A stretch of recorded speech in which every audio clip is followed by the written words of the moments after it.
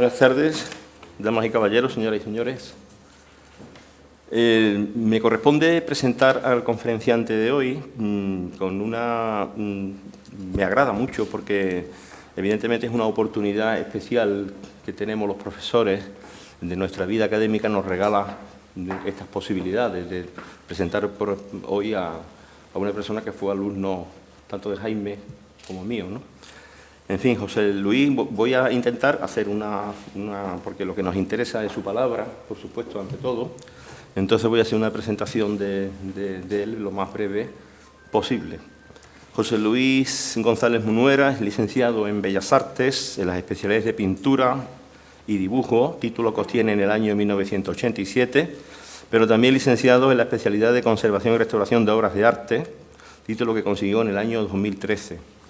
Desde el año 93 es profesor activo de dibujo artístico y color del Cuerpo de Profesores de Artes Plásticas y Diseño en la Escuela de Arte, plaza que obtuvo por concurso oposición y que sigue ocupando en la actualidad. En el año 2014 obtiene el título de doctor en Bellas Artes por el Departamento de Dibujo de nuestra facultad, con la tesis titulada Gargolarium, guía visual del estudio iconográfico y iconológico de la estatuaria Gargolaria de España y de los países de su entorno. Su extensa obra como creador ha sido difundida a través de numerosas exposiciones individuales y colectivas a lo largo de todo el territorio español, estando presente y repartida entre distintas entidades, colecciones particulares y museos de España, especialmente en Barcelona y Cádiz. Como inquieto artista y a la vez investigador, desarrolla una continua y significante labor divulgativa. Y una prueba de ello es el libro que publicado el pasado año y que con el título Claves herméticas de las puertas de la Catedral de Sevilla, hoy es precisamente la obra que ha motivado la invitación de esta Real Academia para impartir lo que va a ser una interesante conferencia y que el autor ha seleccionado de una de las partes de la citada obra. Pero para terminar, no quisiera dejar de mencionar otra reciente publicación del doctor Munuera, no menos interesante que la que hoy nos ocupa, pues una obra que ha conseguido llevar a término a pesar de las incomprensibles dificultades que ha tenido que superar como investigador en el Museo del Prado. Esta vez la obra se titula Simbología del Jardín de las Delicias del Bosco. Sin más, le cedo la palabra. Ante todo, agradecer al ilustrísimo señor presidente de la Academia de Bellas Artes de Santa Isabel de Hungría, don Juan Miguel González Gómez, al secretario general, don Fernando Fernández Gómez, al vicepresidente y, por supuesto, al compañero y ilustrísimo señor don Juan Manuel Miñarro López, por académico numerario de esta institución y por la oportunidad de dar a conocer parte de mi obra en tan magna institución como es la Academia de Bellas Artes de Sevilla, que tiene un rancio abolengo y una larga historia. La conferencia va a tratar, más que una conferencia, sería una presentación de todas y cada una de las partes que compone algunas de las puertas de la Catedral de Sevilla.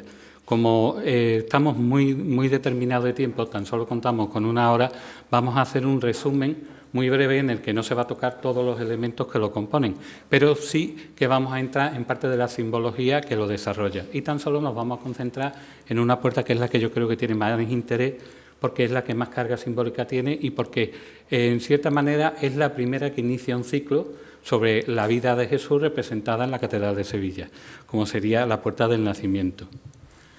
También hemos de hacer constar que forma parte también esto de un plan de investigación del grupo de trabajo dependiente de la Facultad de Bellas Artes de Sevilla, del Departamento de Dibujo, el grupo Artana, de Humanidades 552, que dirige Antonio Bautista Durán.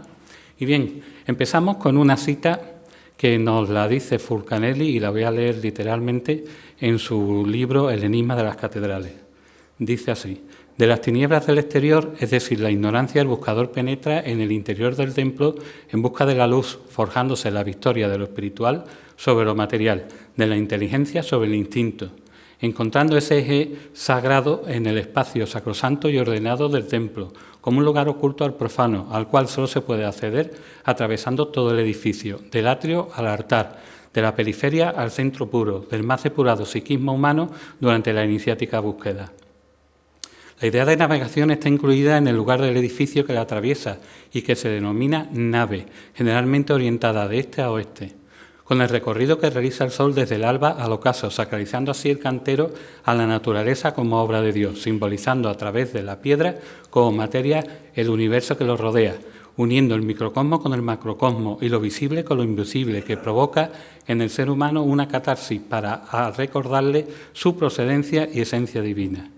Esto define en general lo que es una obra tan magna como puede ser una catedral, la Catedral de Sevilla, que es considerado como el último libro en piedra, y veremos el por qué oculta una serie de conocimientos, de saberes que no tienen nada de misterioso en general, sino que forma parte de un conocimiento general que se ha ido perdiendo con el tiempo, ¿no? Bien, nuestro recorrido va a estar relacionado con el estudio de la geometría y de la numerología del edificio, donde nos encontraremos el número 5 y la figura del pentalfa, que se encuentra presente en multitud de elementos, tanto arquitectónicos existentes como decorativos. También hemos de citar que un escritor cita que posiblemente en el interior de la catedral se creara un pentalfa y demás, dependiendo de las puertas. Después lo rebatiremos porque en ese sentido se equivoca el autor. Gematría es el término, es un método de interpretación de nombres, palabras y frases hebreas basada en la asignación del valor numérico a cada carácter del alfabeto hebreo. Hemos de recordar que el alfabeto hebreo no tiene vocales. Por lo tanto, ese mismo alfabeto, cuando se une con otras palabras, cambia el significado, incluso cambia la pronunciación de la palabra, con lo cual vamos a tener diferentes interpretaciones de una misma palabra. Por ejemplo, yo siempre lo cito como si fuera un hipervínculo, que está muy ahora de moda, en el sentido de que tenemos un texto, del texto cogemos el número 4, por ejemplo, contamos 1, 2, 3, 4, extraemos una palabra. 1, 2, 3, 4, extraemos otra. 1, 2, 3, 4, extraemos otra. Y nos encontramos con que tiene sentido la frase que generamos, con lo cual podríamos decir que es un libro que contiene a su vez miles de libros, tanto como numeración demo. ¿Bien?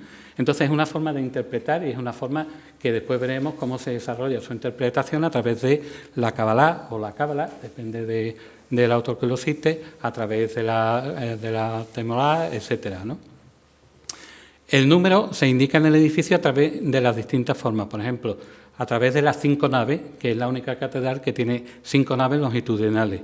El plano, cuyo autor se desconoce, en un pliego completo de 46 por 55 centímetros, en el que aparecen las 20 capillas y 5 naves por la catedral sevillana con sus 32 pilares. Ahora veremos la importancia del número de los pilares, unidos por estribos y pilastras. Esto es una copia hecha en 1488 y que se conserva en la Santísima Trinidad de Vidaurrieta, en Oñate, en Guipúzcoa.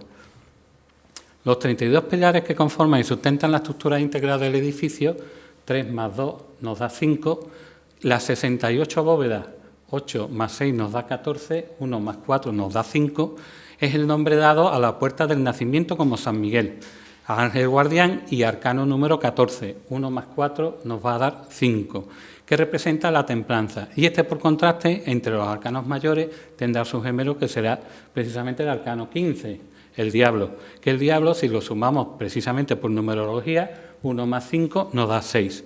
6 es en el arcano, en el tarot, es el número de los amantes, pero además el número del hombre, es el que representa al hombre.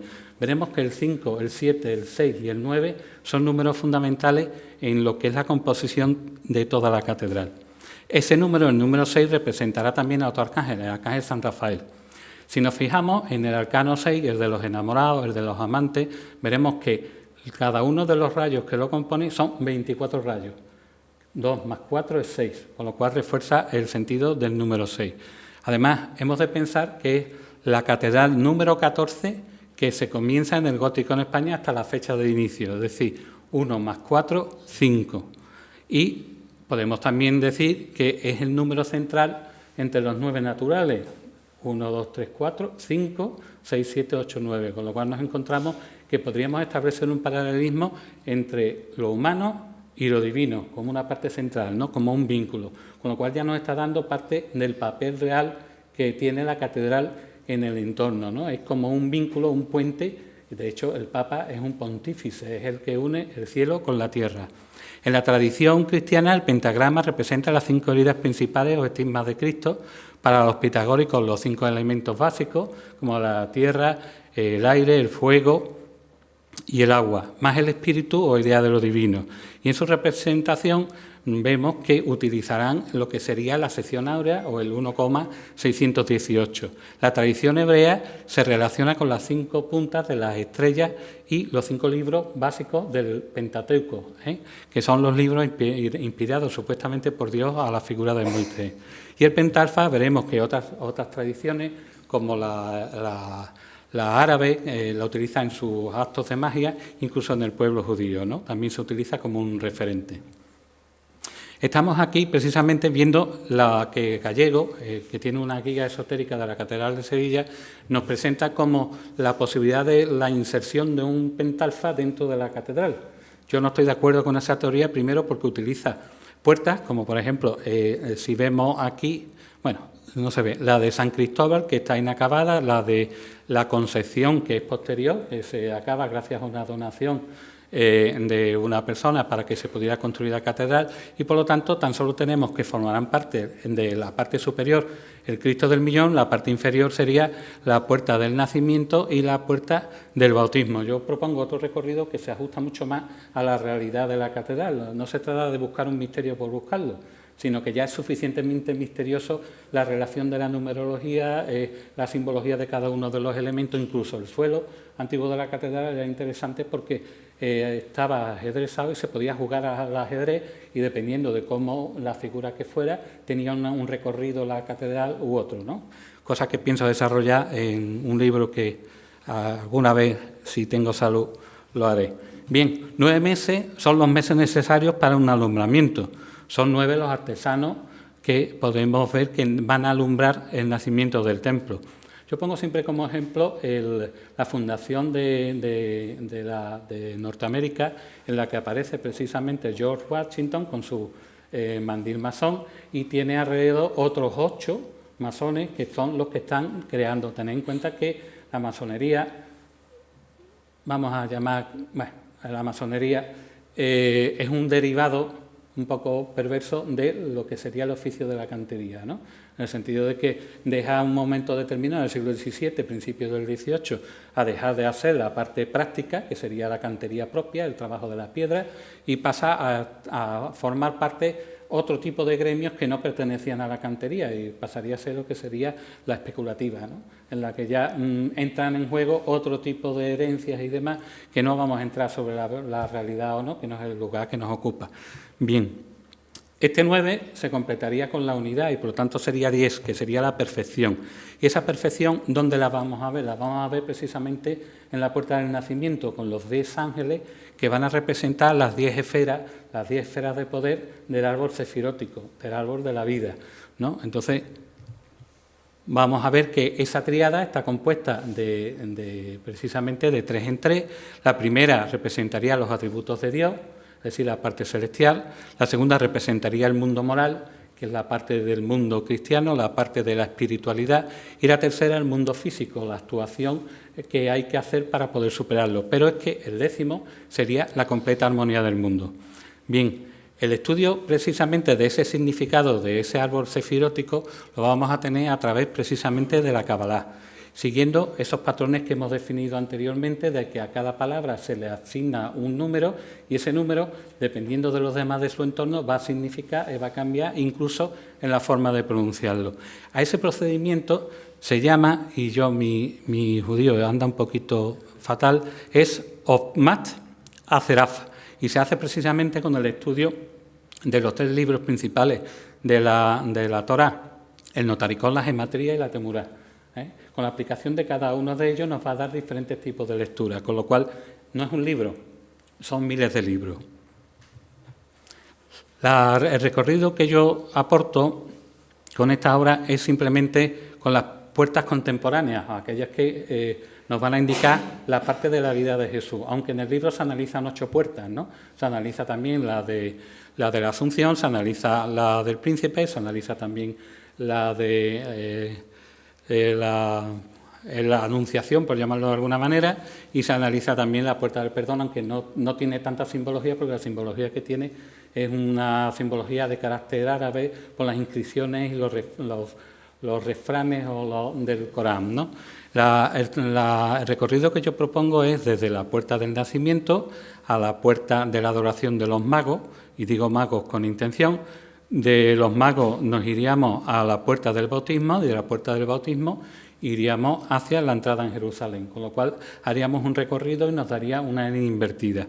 Esa N invertida sería la letra que procede del fenicio, la letra Het, y que evolucionará posteriormente a ser la letra Eta, que es la séptima del alfabeto griego y que se corresponde con la letra H, que significa recinto vallado, límite tras el que se entra en un nuevo mundo. Vamos a verlo cuando analicemos las figuras de la puerta del nacimiento, como si algunas de las figuras van a poderse relacionar con las dos columnas del templo de Salomón, Jaquín y Boaz, pero eso lo veremos un poquito más adelante. En nuestro recorrido, fundamentalmente, como hemos dicho, vamos a trabajar con 7 puertas principales, aquí nada más que vamos a analizar una, y 3 secundarias, ¿no? Aunque incluso vamos a incluir la puerta de la Concepción, porque tiene figuras del Viejo Testamento, y que, como por ejemplo las figuras de la Verónica, de Judith, incluso algunas del Nuevo Testamento, como María Magdalena, como heroínas del pueblo judío.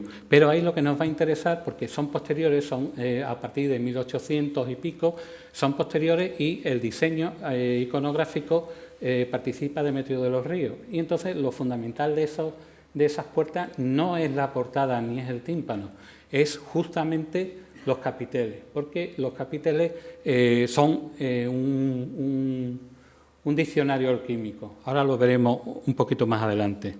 Hipócrates relaciona ese número 7 que hemos dicho que se repite con asiduidad en la catedral junto con el 5 y el 9 como dispensador de vida, ¿no? Entonces, la luna cambia cada 7 días. A su vez se vincula con los 7 planetas conocidos de la época y es importante porque después veremos que están representados en la puerta del nacimiento. Es decir, el Sol, la Luna, Mercurio, Venus, Marte, Júpiter y Saturno, que eran los visibles a los humanos en ese momento y que tendrán una trascendencia porque van a ser reproducidos incluso en las casullas de los obispos, en fin, de mucha ornamentación a lo largo de toda la catedral. También nos vamos a encontrar con que en la puerta del nacimiento el Niño Dios va a estar rodeado con 6 estrellas. 6 porque es el número del hombre y el Niño Dios se ha hecho hombre encarnándose en ese niño que ha nacido, que viene de Dios. Pero es que además representará parte de esa simbología que vamos a ver de manera repetida, incluso la vamos a ver desde las tumbas egipcias. Lo vemos aquí. Son estrellas con 6 puntas y otras 6 puntas menores, con lo cual reforzaría el significado. A su vez también esos elementos los podemos relacionar con el procedimiento alquímico y ahora explicaré cuando analicemos la portada, el tímpano, explicaré el por qué lo tenemos que relacionar con esos elementos alquímicos. El Sol con el oro, la plata con la Luna, el hierro con Marte, Mercurio con su homónimo, el estaño con Júpiter, el cobre con Venus y el plomo con Saturno. Y todos ellos con los días de la semana, empezando como referencia del oro como domingo y el plomo como el sábado. También las 7 estrellas de Sirio, las 7 notas musicales, etc. También, según algunos libros de alquimia, serían 7 de los procesos para refinar del material deleznable al material puro. Aunque algunos otros autores lo referencian con 10 pasos, otros lo referencian con 12 y algunos incluso con 13 pasos. Pero realmente se podrían reducir el número a 7 porque algunos de los procesos de licuación de algunos de los productos sería un desdoble del mismo número, ¿no? Es interesante, sobre todo porque, como ya digo, es un libro alquímico. Yo creo que es el último libro alquímico que se hace en la península ibérica, ¿no? 7 son los días de la semana, la vida se regenera por completo en un hombre, y es cierto, cambia todas las células de su cuerpo cada 7 años. 7 son los agujeros de la cabeza, ojo, nariz, oído y boca, y si lo relacionamos con la Kabbalah nos dice que su representante es el candelabro de 7 brazos, la menorá, que además es el único que en Éxodo 25:11 le dice Dios a Moisés cómo tiene que hacerse y de qué manera tiene que estar labrado, ¿no? Lo dice de la siguiente manera, y cito textual del Éxodo, ¿no? Haz un candelabro de oro puro labrado a martillo, su base, su talla y sus copas, cálices y flores formarán una sola pieza. Las 7 puertas resumidas sería la puerta del nacimiento, que está marcada por una simbología de evangelios canónicos y apócrifos, y que la figura que destaca sería Mercadante, a pesar de que el diseño de las puertas fue en un principio por Carlin y posteriormente desarrollado por Norman, algunas de ellas, otras no, igual que no todas las figuras que hay allí son de Mercadante, algunas son de Millán, etcétera, ¿no? La puerta de la adoración de los magos, que también tiene una marcada simbología de los evangelios canónicos y apócrifos.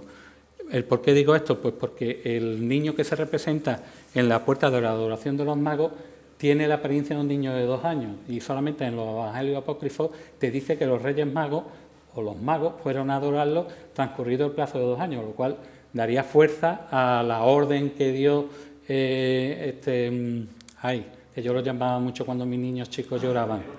Herodes. Pues Herodes. La orden que dio de matar a todos los niños de 3 años para abajo, ¿no? Entonces sí, sería, y es una representación que lo que indica no es que el autor Perrin, en este caso, fuera un señor ni nigromante ni misterioso, sino que lo que indica es que tenía un profundo conocimiento de los apócrifos, ya que la Biblia en aquel momento y los demás libros apartados de la Biblia eran conocidos por la suma generalidad, se vivía la cristiandad de otra manera como la vivimos ahora, ¿no? La puerta del bautismo, que tiene una marcada simbología evangélica, apócrifa y canónica, es de Mercadante y es la primera puerta firmada. Yo, de todas las demás, tan solo hay otra. Esta está firmada por el maestro Norman, que tiene una especie de 4 en la parte superior de la cabeza del Cristo. La puerta de la entrada en Jerusalén, que tiene simbología de evangelio apócrifo y canónico. La puerta de la Concepción, que tiene personajes femeninos históricos de la Biblia y Antiguo Testamento, heroínas del pueblo judío, y con capiteles alquímicos simbolizados en fábulas clásicas, y quien lo diseña, la idea, el plan iconográfico es Demetrio de los Ríos, que será a su vez el mismo que diseñará la de la puerta del príncipe. La puerta de la Asunción, con personajes de la Biblia, apóstoles, santos, padres de la Iglesia, y la segunda puerta firmada, que la firma, y además es evidente la firma, está a la vista, por Berber, que da la casualidad que es el mismo que hace el monumento al ángel caído en Madrid, y que presentó el boceto en la Academia San Fernando, que es quien la aprobó la portada que hizo en piedra.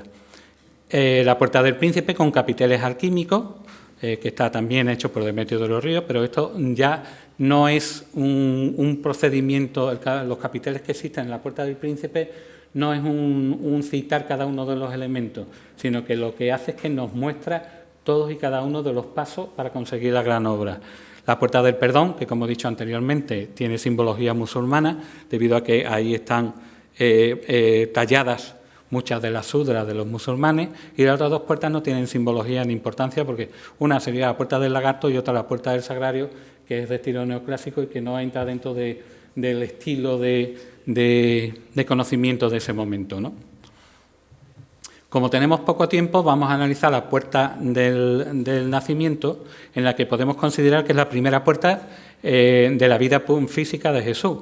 Entonces, al ser la puerta que indica la vida física de Jesús, lo lógico es que estuvieran los 4 evangelistas, como están en la siguiente distribución. A la izquierda está San Marcos y San Juan, en el lado derecho está San Lucas y San Mateo, y delante de la puerta están San Laureano Obispo y San Hermenegildo Rey, ambos situados en la parte externa, como indicando que pertenecerían a las 2 columnas del templo de Salomón. Por ejemplo, Jaquín y Boaz. Jaquín y Boaz es el nombre dado a las 2 pilares de bronce que se encontraban en la puerta del templo de Salomón, que fueron hechas por Irán de Tiro o Irán Akif, que es la referencia del cuerpo de los masones, y si alguno asiste a un templo masónico, verá que siempre están representadas las 2 columnas y el suelo ajedrezado perfectamente para representar ese momento, ¿no? Y se supone que están compuestas su nombre precisamente de las 2 primeras palabras de las 2 líneas provenientes de los salmos del rey David. Así, Jaquín será: Jehová establecerá tu trono para siempre, y en la fortaleza Boaz de Jehová se regocijará el rey. Con lo cual simbolizarían las 2 columnas las promesas dadas por Dios a David sobre su dinastía y que ésta no se perdería nunca, ¿no? Entonces, ¿cuál sería el significado de San Leandro? San Leandro lo que nos va a indicar es que simbolizará la formación necesaria para adquirir ese conocimiento. Entonces, ese conocimiento lo que te va a llevar es a un conocimiento iniciático. En su báculo, que es el principio, que nos va a indicar que este es el principio del camino, nos encontraremos con que tiene 4 nudos que va a indicar fundamentalmente que son los 4 elementos: tierra, fuego, aire, viento, pero también nos va a indicar que esa palabra, una vez que está asumida y está siendo difundida, se va a desparramar, se va a difundir a los 4 vientos, ¿no? A los norte, sur, este, oeste. Y además posee en una mano, lleva el báculo, y en la mano derecha lleva un libro. Ese libro está cerrado y, por lo tanto, ese libro lo que nos indica es que para poder transmitir el conocimiento tiene que abrirlo, tiene que introducirse dentro de lo que sería el conocimiento para iniciarse en ese camino, ¿no? Si observamos los capiteles que hay alrededor, en los doseletes veremos que están representadas las hojas de acanto, que representan la inmortalidad. En el libro hablo precisamente del origen de esa relación, que es sobre la tumba de una niña romana, que es preciosa la historia, no entramos porque es un poquito larga, que va a representar la inmortalidad. Y además la cabeza de este San Laureano está inclinada hacia un lado donde hay un ángel. Un ángel precisamente en uno de estos doseletes, que lo que nos va a indicar es que sería el portador de la noticia que anuncia la profecía de la llegada del Mesías. Cuando analizamos la puerta del bautismo, si os fijáis, entramos en los detalles de cada uno de los elementos simbólicos de la vestimenta de los prelados y demás. Pero hay un hecho que me gustaría destacar, que sería del báculo de los obispos, incluso del Papa. Fijaros que casi siempre va a aparecer una cabeza de zorra. Lo veis ahí en la parte inferior al lado de los nudos. Esa cabeza de zorra significa que mediante el camino de las personas que tienen el conocimiento se acabará con los falsos profetas. La zorra se identifica en el Nuevo Testamento y en el Antiguo Testamento como parte de los falsos profetas, aquellos que dan un mensaje equívoco que quieren alterar el camino de la iniciación. San Hermenegildo nos va a representar el peligro que toda sabiduría encierra. Pues eso representaría la parte negativa, la Boaz, la columna Boaz, con su binario Jaquín, que anteriormente hemos dicho lo que significaba. ¿Por qué? Porque esta figura fue decapitado porque no juró de su religión, en este caso de su fe cristiana, pese a que su padre Leovigildo la amenazó. Lo vemos vestido con un traje de época correspondiente a un príncipe, que además lleva un martillo de 2 manos, una espada y una daga de arandela, que en todos los manuales del siglo XV, del siglo XVI y hasta bien entrado el siglo XVIII se explicaba el manejo precisamente de esa daga de arandela para dar una estocada rápida y fácil. Pasamos a los profetas. Empezamos por San Juan, que es el único que mira el tímpano de la puerta, de los 4 profetas. En concreto, tiene su mirada posada en el niño recién nacido como símbolo del futuro del niño. Este profeta tiene como símbolo en el tetramorfo el águila. ¿Y por qué el águila? Porque es el ave que vuela más alto y por lo tanto el Evangelio de San Juan es el más místico, es el que tiene un concepto mucho más elevado de la figura de Jesús y de su entorno, pero además, al volar tan alto, es el único ave que es capaz de mirar a los ojos al sol, y por lo tanto está mirando al sol que está representado en ese elemento alquímico que después veremos, que es ese etanol donde está el niño naciendo. Algunos autores lo suelen confundir por su iconografía, ¿no?, con la Magdalena y demás, pero esos son gentes del misterio. Nosotros vamos a ver que aquí se representa como siempre se ha descrito, como un joven sin barba, con una larga melena, con rasgos afeminados. De su cordón, a modo de símbolo, penden útiles para la escritura, un frasco de tinta, un estuche donde supuestamente guardaría las plumas para su actuación, y en su mano izquierda sujeta un libro cerrado, igual que como vimos el santo anterior, lo que conlleva que es transmisor del conocimiento, mientras que en la derecha sería la mano que ejecuta la acción, la que mediante la escritura nos va a dar a conocer el mensaje de Jesucristo. También vemos que aparece en el docelete, porque es importante la relación entre las figuras que están al lado y las figuras principales. Vemos que aparece un ángel, pero que no tiene relación con él, ni él está inclinado con el ángel, porque no existe esa interacción. Veremos cómo en otros profetas sí existe esa interacción. San Mateo sustenta en su mano izquierda un libro, también cerrado, y sobre el que se aposenta a su vez un ángel, que es el que lo representa en el tetramorfo, ¿no? Y en la otra mano tiene abierta, cayendo, una cartela, que representaría que es conocedor del Antiguo Testamento y que en realidad está cumpliendo una profecía. Este evangelista, a través de este evangelio, pretendía demostrar que la figura de Jesús era la figura esperada y anunciada en todas las escrituras de la Biblia. Por lo tanto, con respecto a esta figura mesiánica, le daría de tal importancia que no conllevaría ninguna figura que complete el docelete circundante. Hemos de pensar que cuando el escultor está trabajando, lleva ya concebido que tiene que haber una figura y una figura que la complemente. Cuando la figura de por sí ya tiene un significado profundo y rotundo, no utiliza otro elemento, sino que lo aplica tal como está, ¿eh? Observemos que también a través del tímpano hay 10 doseletes, 8 que están íntimamente relacionados con el número templario, el 8 templario, que yo ahí ni entro ni pincho, ni corto, y lo diferentes son ángeles tocando diferentes instrumentos musicales, etcétera. Tan solo hay 2 figuras más elaboradas que pertenecen a Pedro Millán, y lo sabemos porque están firmadas en la filasteria por Millán Fisit, ¿no? Que además es curioso porque la figura de Millán, siendo un magnífico tallador, cobra, según consta en los documentos de fábrica en la Catedral de Sevilla, consta simplemente como un entallador, cosa que debe de significar que tuvo algún problema con la justicia o que realmente le iba muy mal. En fin, no se puede entender porque parte de la puerta del bautismo y parte de la puerta del nacimiento, algunas de las figuras las termina él. Bien, toda esta estatuaria, tanto la de Mercadante como la de Millán, como la de Perrin, está hecho en barro cocido. ¿Por qué? Porque en el libro de la Gárgola de la Catedral de Sevilla explico las 2 canteras fundamentales que se utilizan para la piedra de aquí, la piedra caliza de Morón y la piedra ostionera que se trae de las costas de Cádiz. Esa piedra es una piedra que es muy rica en sal y que por lo tanto la sal que absorbe la humedad crece de tamaño y produce una serie de microgrietas en la superficie, lo cual afecta al acabado de la obra porque no le puede dar, al ser además muy porosa y muy granulosa, no le puede dar el nivel de acabado que se merecía una obra como esta de la catedral, ¿no?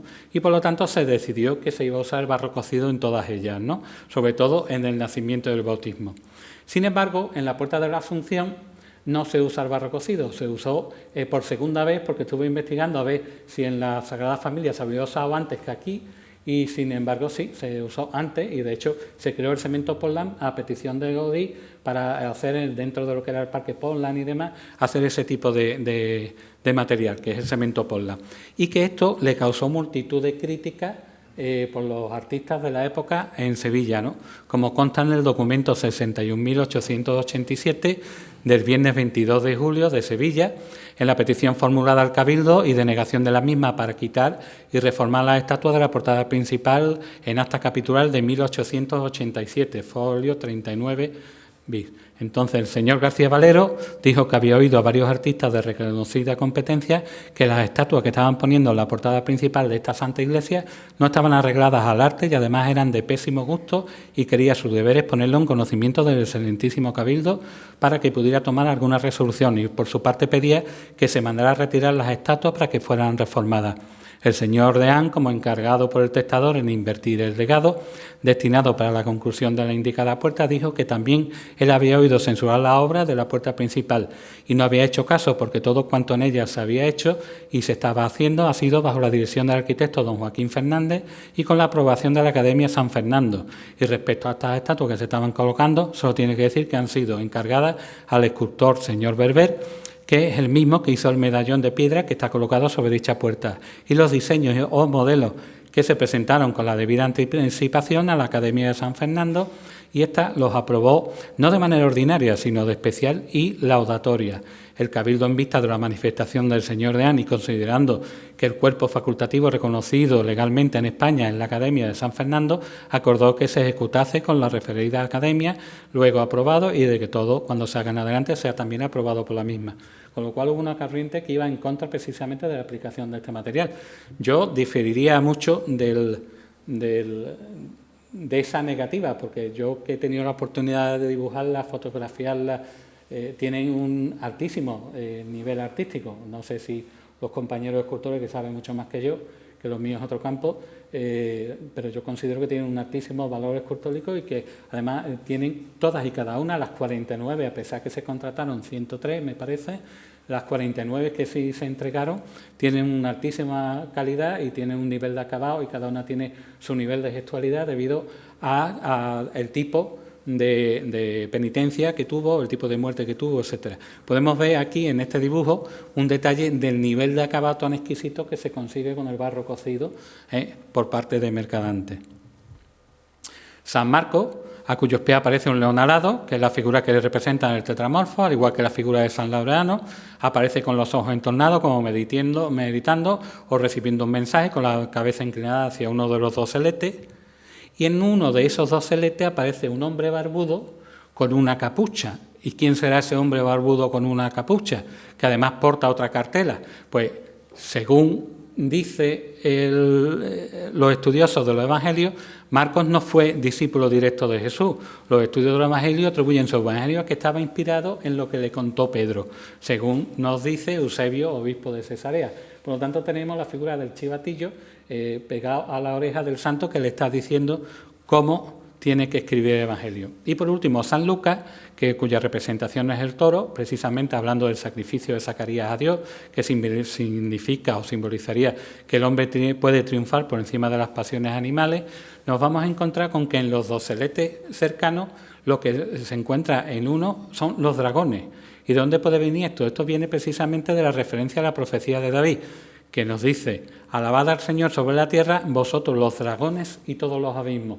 Vamos a ver que la figura del dragón aparece en muchas ocasiones en la Catedral de Sevilla, incluso custodiando lo más sagrado, que en el anexo del sagrario, donde todas las cabezas que hay son cabezas de dragones, y esas cabezas de dragones son de la llamada de mascarón, solamente se representa la cabeza del dragón, ¿no? A continuación seguimos con la parte de los dos santos que aparecen en cada uno de los lados, hechos por Pedro Millán, que están firmadas las filasterias, y son dos ancianos de pobladas barbas. Uno tiene la mano izquierda inclinada hacia arriba, indicando que sería la enseñanza del maestro al alumno, o bien podría indicar que lo que está arriba es como lo que está abajo, ¿no? Que es una máxima hermética del dios Hermes, en la que nos daría el significado de que al entrar en el templo nos introducimos en la representación terrenal del Jerusalén celeste. Y es verdad, es decir, realmente el esquema de todas las catedrales sigue un esquema sobre la base del Jerusalén celeste en proporción, porque la Jerusalén celeste es muchísimo más grande. En el ala izquierda vemos otro anciano que se mesa las barbas en una señal de superación de ofensas, de mesura, de raciocinio, de atracción, etcétera, y que está descalzo, lo que simboliza que dicho personaje está por encima de todas las cuestiones de índole terrenal. Se encuentra, por lo tanto, en un estadio muy superior del espectador y ambos llevan las filasterias. También vamos a encontrarnos que a su lado también aparece un murciélago y al otro lado aparece un dragón, que lo vemos ahí en una fotografía que no estamos allá, pero que se pueden apreciar. Y esto es porque este concepto, este animal, que es un quiróptero, está incluido entre las aves, siendo un mamífero, pero claro, entra dentro de lo que sería el concepto de clasificación mosaica, que desconocía realmente la naturaleza de esos animales. Bien, y lo cita en Levítico 11, 19, y después también en Isaías 2:20, donde dice que algún día arrojará al hombre a sus ídolos entre topos y murciélagos, lo cual tendría el significado aquí precisamente como una parte del reconocimiento de la figura de Dios como Salvador. Vemos en las arquivoltas ángeles músicos, que por ejemplo vemos en el lado izquierdo y de abajo arriba un ángel tocando la vihuela, otro un salterio, un laúd, otro portando el último una cartera que anunciaría el cumplimiento justamente de una profecía bíblica, ¿no? También vemos una figura de un dragón, pero en una actitud de sumisión frente a lo que allí está representado. En el otro lado, también de abajo arriba, un ángel que toca el aulos, que es un oboe de doble caña, una gaita, dos tamboriles el último, y tan solo los ángeles portando carteras, lo único que nos indican es eso, es simplemente el cumplimiento de una profecía. Vemos en la parte superior, rematando el conjunto, lo que sería un serafín, en contraposición al que remata el conjunto en la puerta del bautismo, que es un ángel. ¿Y cómo los distinguimos? Porque el serafín, las alas le parten del pecho y los ángeles le parten las alas de la parte posterior. En el libro analizamos los tipos de ángeles y demás. Realmente el serafín estaría en la escala, vamos a decir, de mayor a menor de los ángeles, estarían por debajo de los tronos, y por encima de los arcángeles. También vemos en lo que sería la jamba de la puerta, a ambos lados, vamos a ver dos ángeles también portando cartelas, con lo cual nos está indicando que todo lo allí representado forma parte de una profecía bíblica y que se está cumpliendo.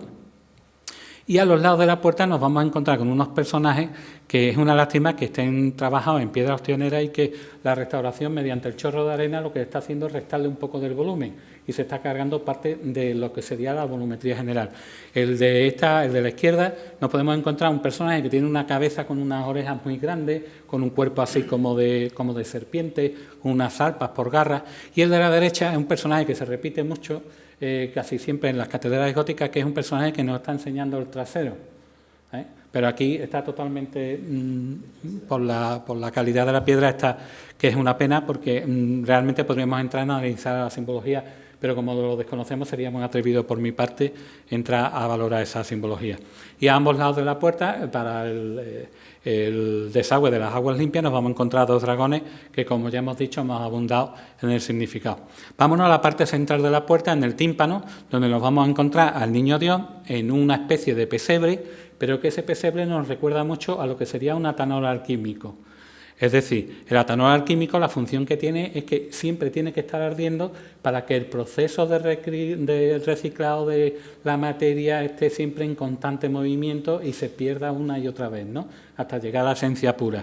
Bien, pues ese atanor alquímico lo vemos por la forma de las hebras de paja que parecen lenguas de fuego, y que realmente eso nos puede indicar parte del procedimiento alquímico que hay ahí. Realmente se podría hablar de manera muy general que el procedimiento alquímico se produce cuando nace el niño, ¿no?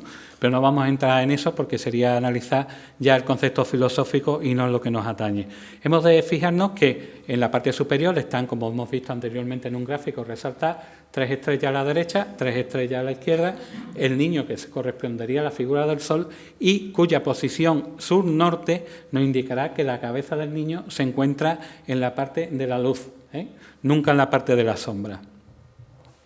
La disposición de dichos ángeles son semejantes a la disposición en el árbol sefirótico, que ya lo vimos con anterioridad, que, como hemos dicho anteriormente, podría conllevar parte del proceso alquímico en las diferentes fases, que tiene su estrecho paralelismo precisamente con cada una de las fases de ese procedimiento alquímico, que sería el Ketener, el Binah, el Osmad, el Geburah, el Esed, el Teret, el Hod, el Nesat, el Yesod y el Malkut. Si nos fijamos, están divididos casi en imagen especular uno con otro. Serían 5 y 5, que nos daría el número 10, que es el número de la perfección.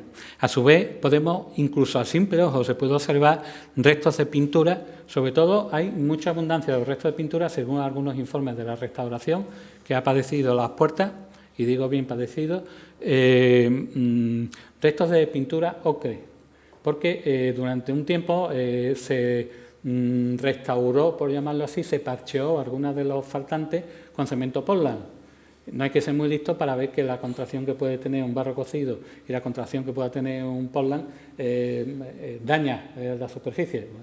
Los expertos son los que pueden pronunciarse con mayor. También hay restos de un intento de restauración con pintura al óleo, pero son apenas perceptibles. Y también una cosa que me llamó la atención y que no cita en uno de los informes de la restauradora, que no cita que posiblemente las estrellas tuvieran en su momento o bien una cobertura de metálica de cobre, porque aparecen restos de orín metálico, o que estuvieran cubiertos de pan de oro de mala calidad, por supuesto, no de oro fino, y por lo tanto también se oxidaría al estar a la intemperie.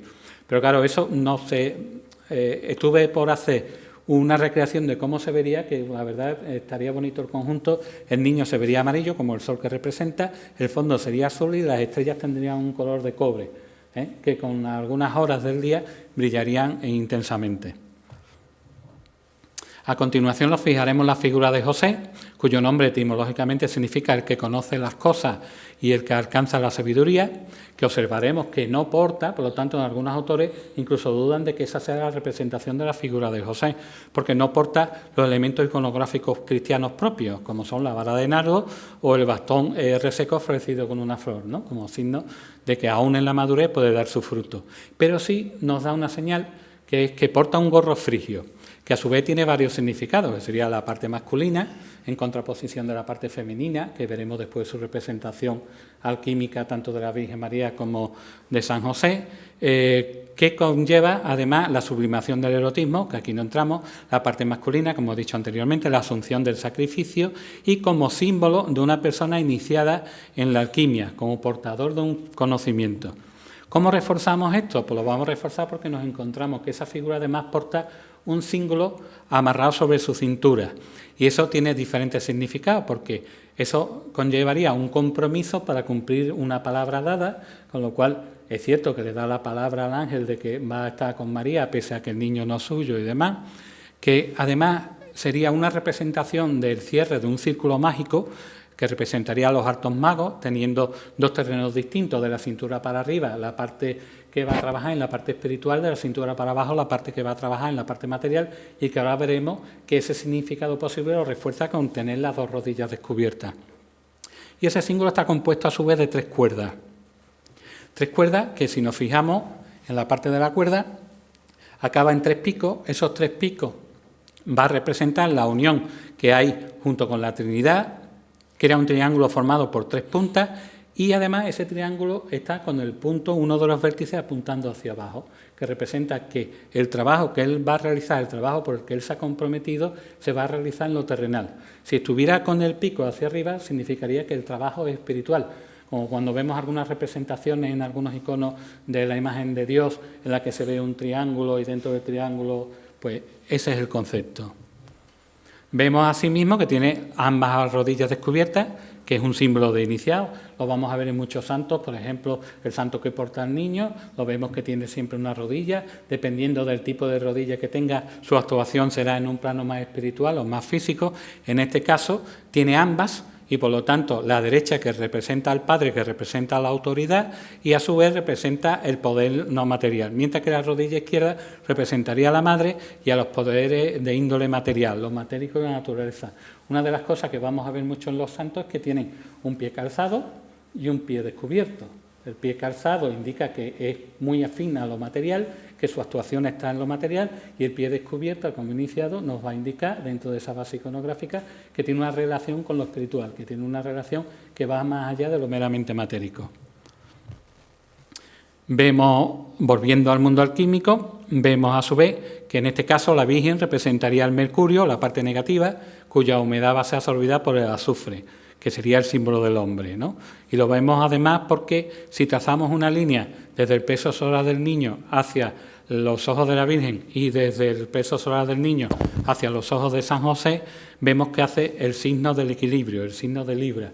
Y además representaría, ya que nos gusta tanto el tema de los masones, representaría un compás, pero no es un compás abierto, es un compás que está como a 75 grados, lo que significa que la tarea está por hacer. Se ha cumplido, pero está por hacer. ¿Por qué? Porque si estuviera abierto a 90 grados, sería una escuadra, y por lo tanto significaría que tenemos el poder sobre la materia, y además podemos hacerlo en 2 campos, en lo matérico y en lo espiritual, que sería el símbolo del cantero, en este caso, porque sería el equilibrio perfecto y lo que cuadra cada elemento para que se componga con otros elementos a la vez. Los evangelios apócrifos, esta imagen, que en todas las guías aparece como imagen oferente, la pista de quién podría ser, y eso nos daría la idea de que quien diseñó, en este caso Mercadante, el tímpano, sabía perfectamente y conocía a la perfección los evangelios apócrifos, porque la pista de quién es este personaje nos lo da el evangelio armenio de la infancia de Jesús, donde José, al salir corriendo, cuando la Virgen María se está poniendo de parto en una cueva, que no en un establo, pues se encuentra con una señora en el camino y le dice: José preguntó a la mujer: «Te agradeceré me des tu nombre». Y la mujer repuso: «¿Por qué quieres saber mi nombre? Yo soy Eva, la primera madre de todos los nacidos, y he venido a ver con mis propios ojos mi redención, que acaba de materializarse». Y al oír esto, José se asombró de los prodigios que venía siendo testigo y que no se daban vagar unos a otros.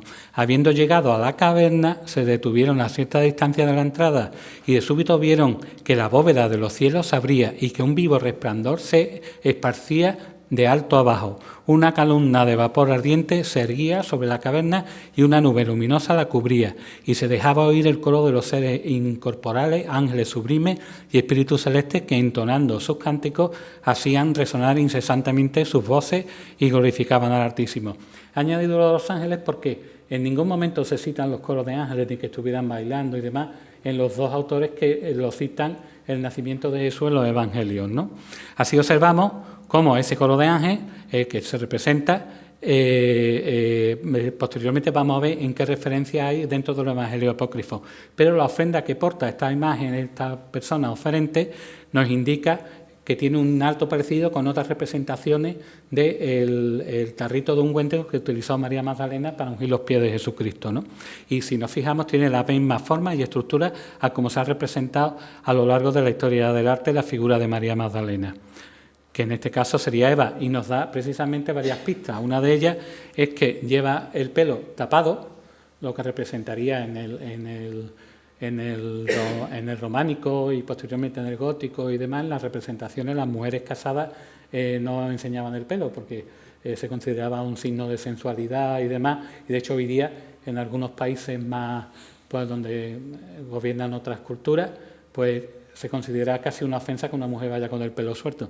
Pero es que además nos indica que podría ser una mujer casada, que podría ser una viuda, pero que al llevar ese bote nos va a indicar que lo lleva como un signo del ungimiento de Jesús, como parte del sacrificio necesario para completar su obra. También vamos a ver en la portada de los magos cómo uno de los magos no quiere entregar uno de los dones, uno de los regalos que tenía que entregar al niño, porque va a representar precisamente el sacrificio, ¿no? Eso lo podemos ver en la puerta de los magos.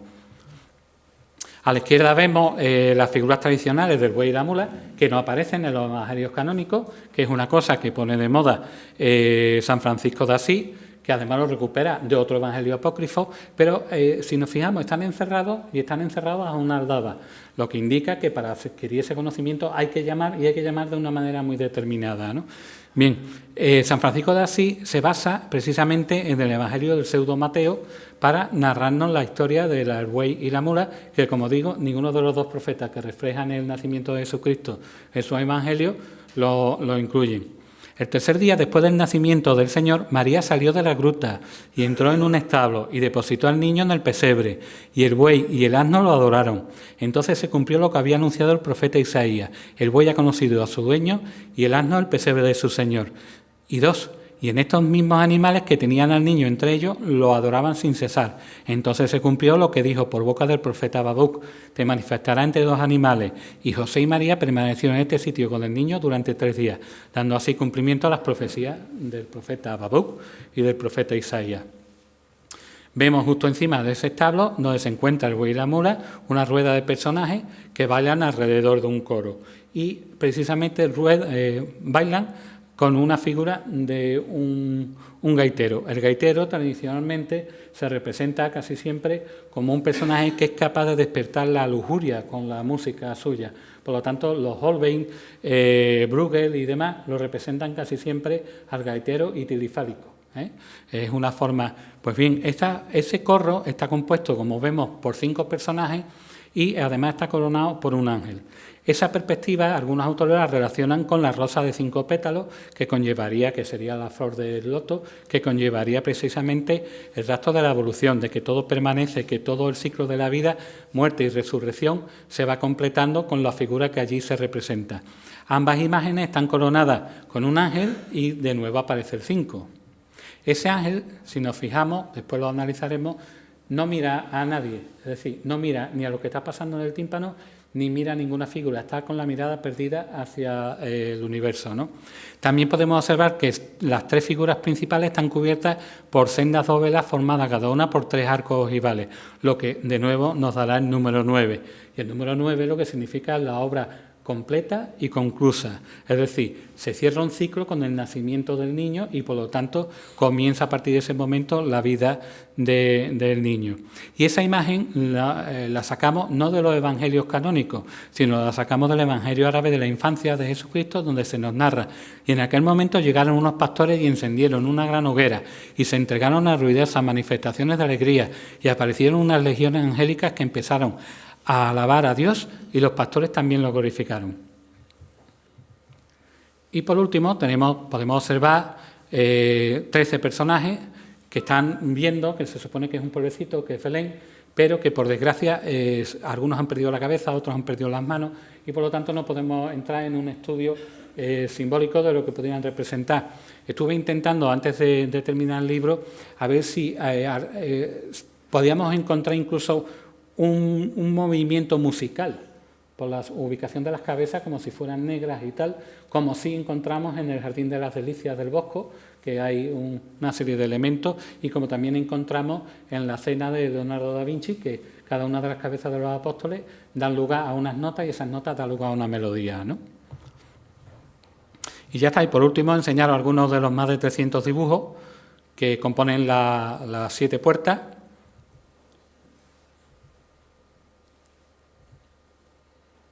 Que han sido más de 3 años y pico de trabajo.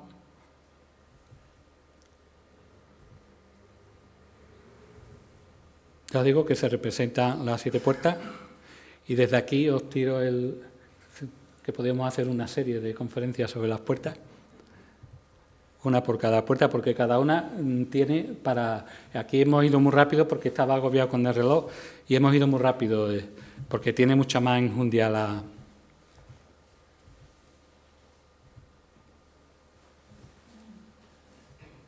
Han dibujado los 49 santos de la Puerta de la Asunción, algunos elementos también, las gárgolas que se dibujaron en su momento para el libro de las gárgolas de la Catedral de Sevilla.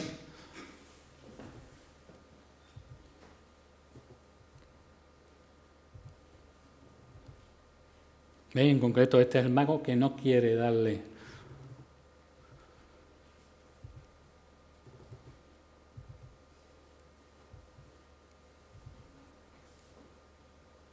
Estas son impresionantes, algunas de ellas.